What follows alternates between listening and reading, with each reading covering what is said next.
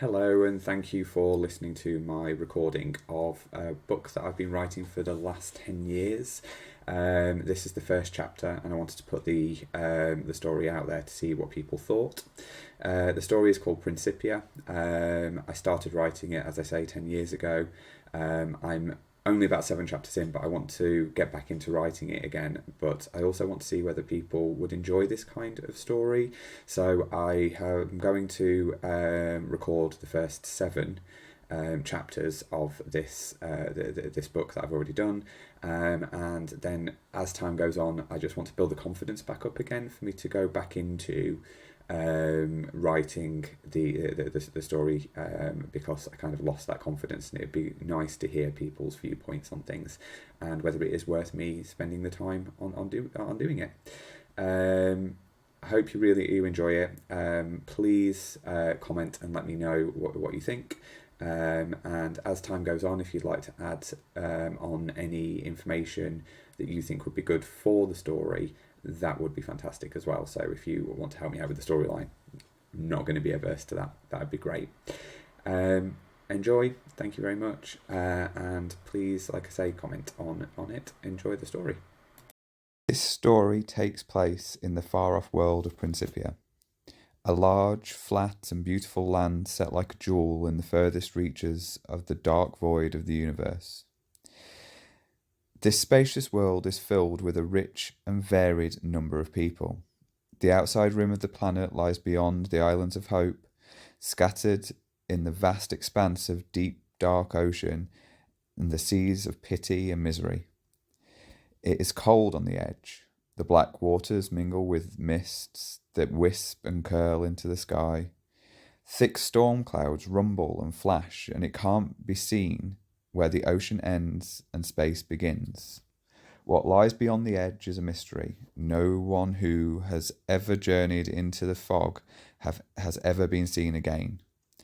Rising up from the sea of misery run the jagged peaks of the Wailing Mountains, where live the cold-blooded sirens of the lost that spend their days reclining on the sea-swept stones. Those foolish enough to sail this far run the risk of shattering against the cruel rocks or sailing on and vanishing into the void beyond the mists. We shall leave this bleak edge of Principia, where little ever happens, and drift across the waters, see as they slowly turn from deep blue-black to a sparkling sapphire. The colours of the islands we come to are bolder now, brighter and more cheerful.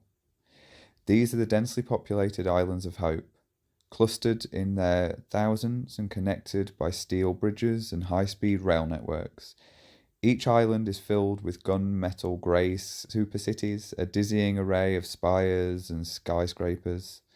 This is where the vast majority of Principia's citizens reside, packed in high-rise apartments and busying themselves each day with fine cuisine, culture, scientific pursuits, and business deals. Despite living so closely together, the citizens of Hope are very unsociable, barely exchanging words on a day-to-day basis, preferring instead to communicate, when necessary, through digital messages.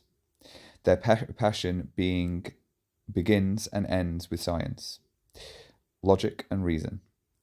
Those who do not succeed filter down through the high rises to the streets below where crime is rife.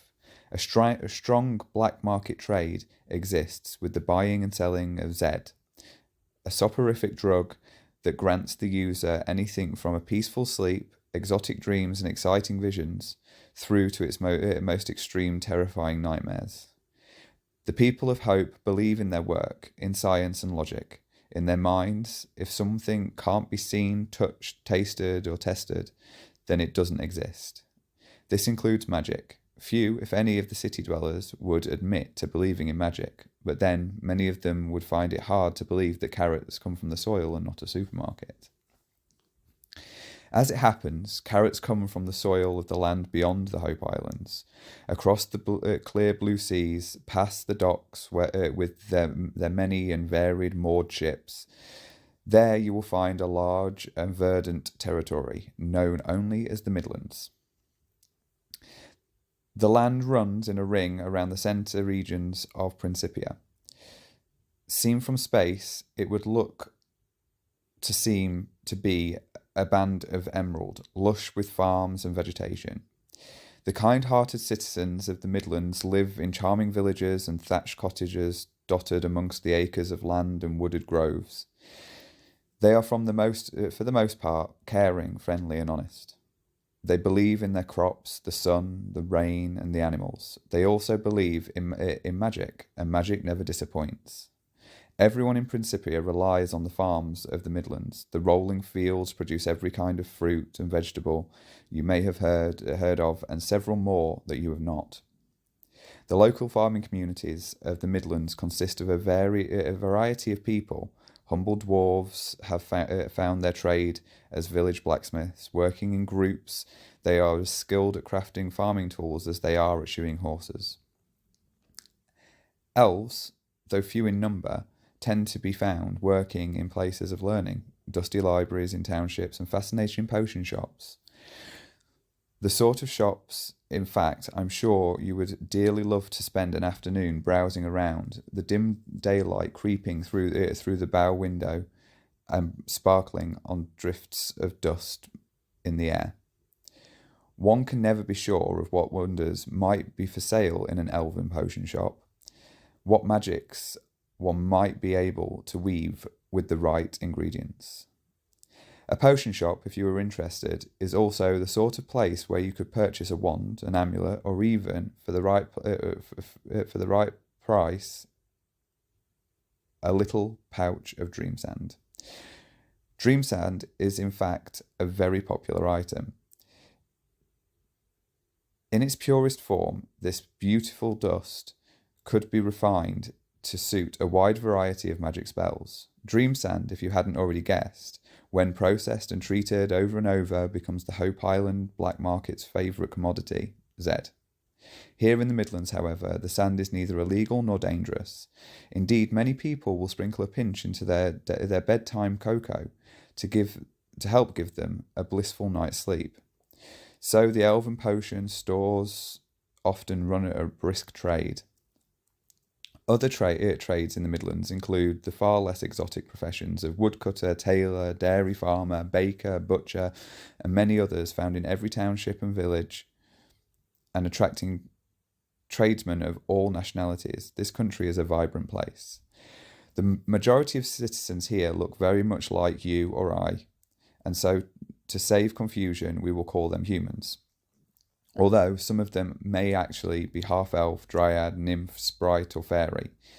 They all look quite similar in many ways, with only a few telltale signs that they reveal their parents' heritage. A half-elf, for example, might be slightly taller than his friends, possibly a touch more graceful, although the same could also be true for a half-nymph or dryad. A half-elf, though, will also usually have ever so faintly pointed ears, whilst a half sprite might have a slightly red skin. The mere fact that there are so many rich and varied races living in the small towns and villages of the Midlands only goes to show how friendly and welcoming the people are. There are no outcasts or outsiders here. Everyone is a neighbour, no matter where they are from. At least, that tends to be the case, but it isn't always so, as I will explain later. Passing on over the luscious green hills and valleys of the Midlands, we draw nearer to the centre of Principia. Here, the two sides of the circular world are divided into distinct halves, bisected down the middle by a long and treacherous mountain range of snow-tipped peaks and deep dragon caves.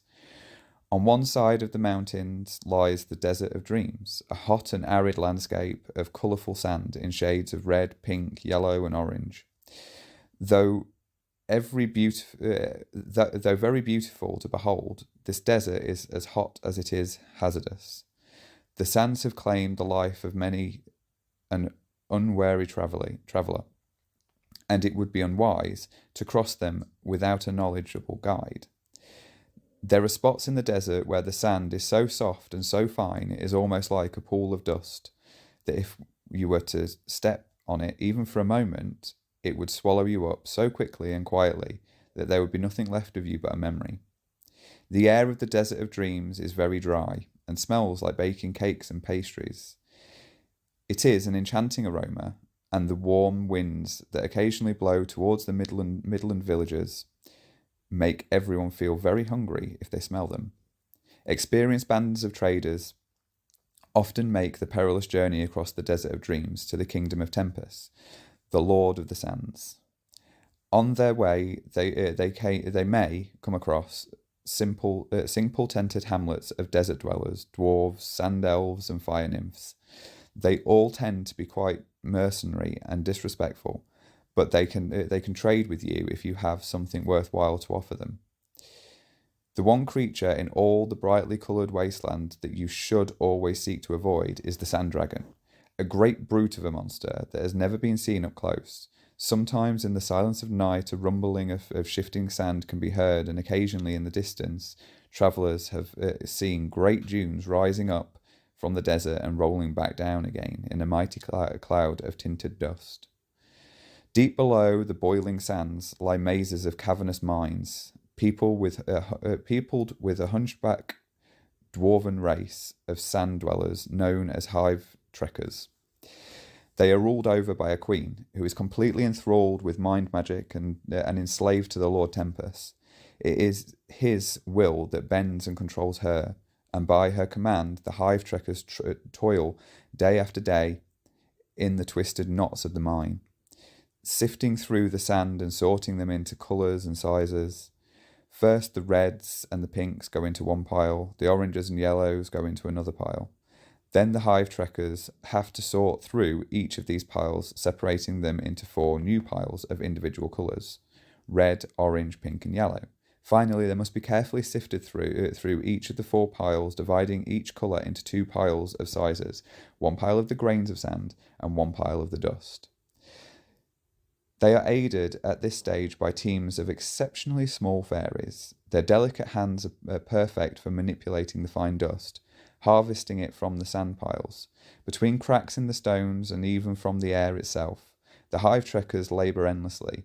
Half blind and permanently deformed from their work, they are offered no respite and no remuneration for their struggles. The sands, once sorted, are carefully collected up and packaged for trade.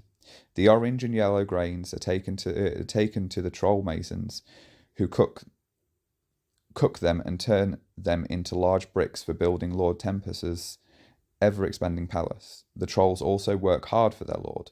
They are large and strong creatures and well suited to hefting the mighty orange and yellow slabs. The job is tough, but they do get some pay, and most trolls have large families to support. Sometimes they have as many as 12 children at a time. Legend says that back in the far reaches of history, trolls would only have 1 or 2 children at a time, until a curse was placed upon their race by a cruel sorcerer who wanted to keep large numbers of impoverished trolls to do his bidding. However, it came about. Trolls these days always have large hungry families to feed, and as such are always willing to work hard. The red and pink grains of harvested sand are carefully sealed inside stone urns and are taken to Lord Tempest himself. These grains contain the secrets of time, which he can unlock and utilise. Lord Tempest is a powerful immortal by his own right, but it is his knowledge of unlocking the magic of the sands that means he has the enviable ability to control time. He has in his possession a finely crafted hourglass that looks as delicate as spun sugar, but in reality is as hard as diamonds.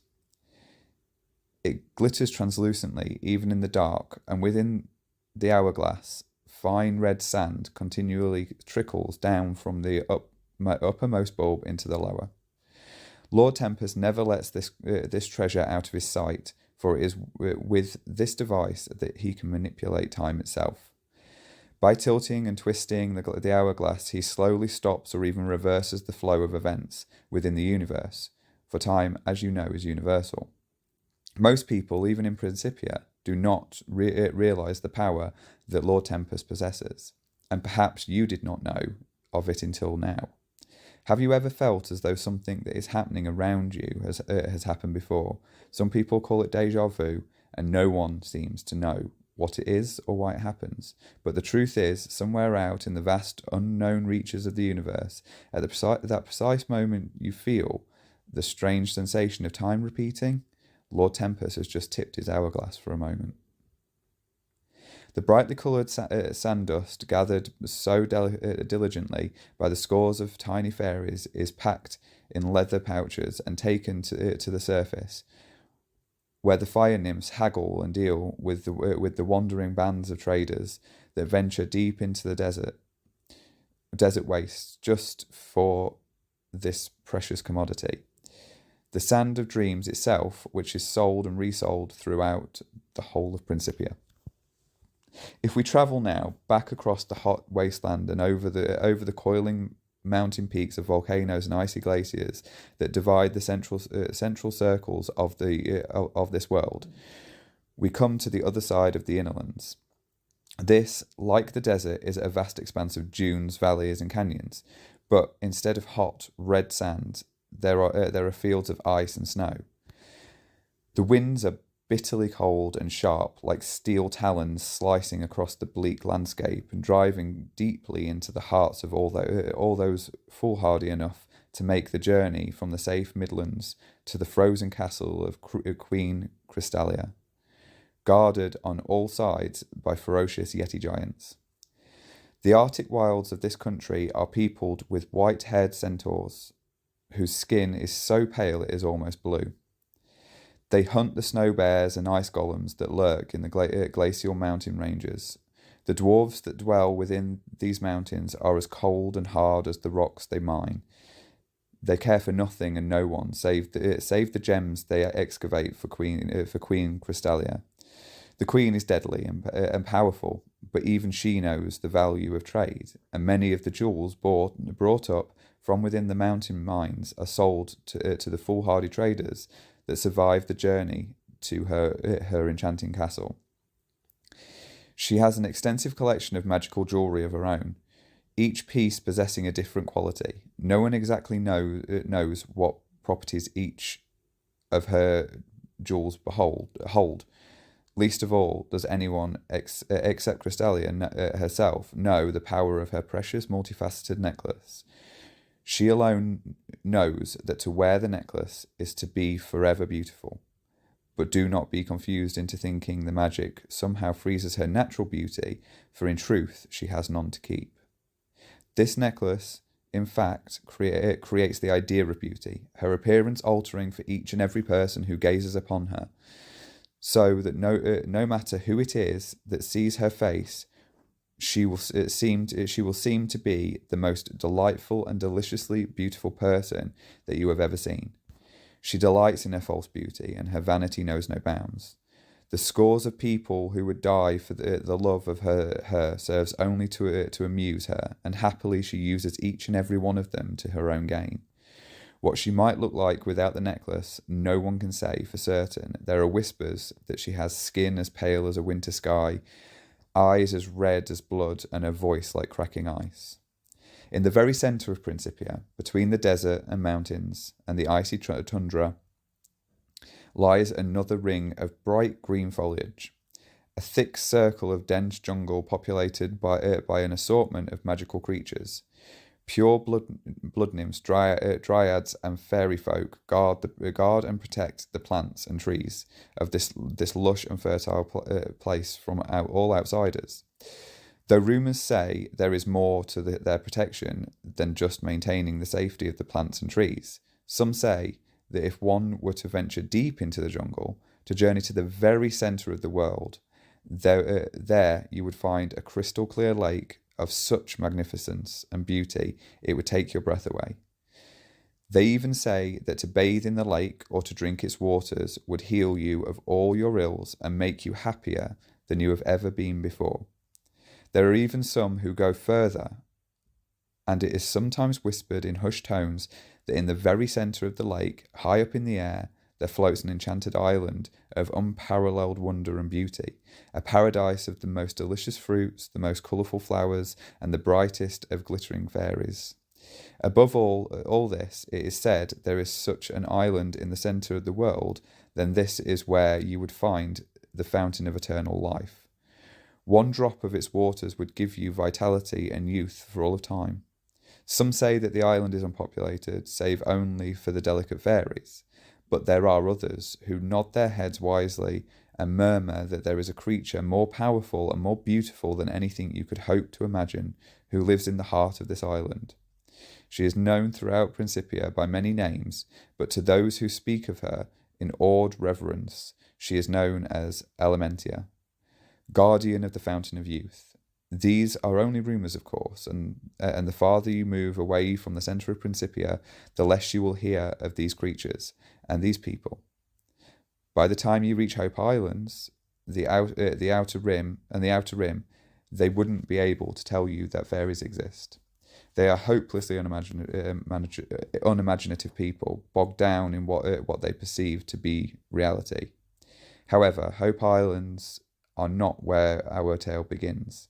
It begins, in fact, in the Midlands near the charming village of Nark.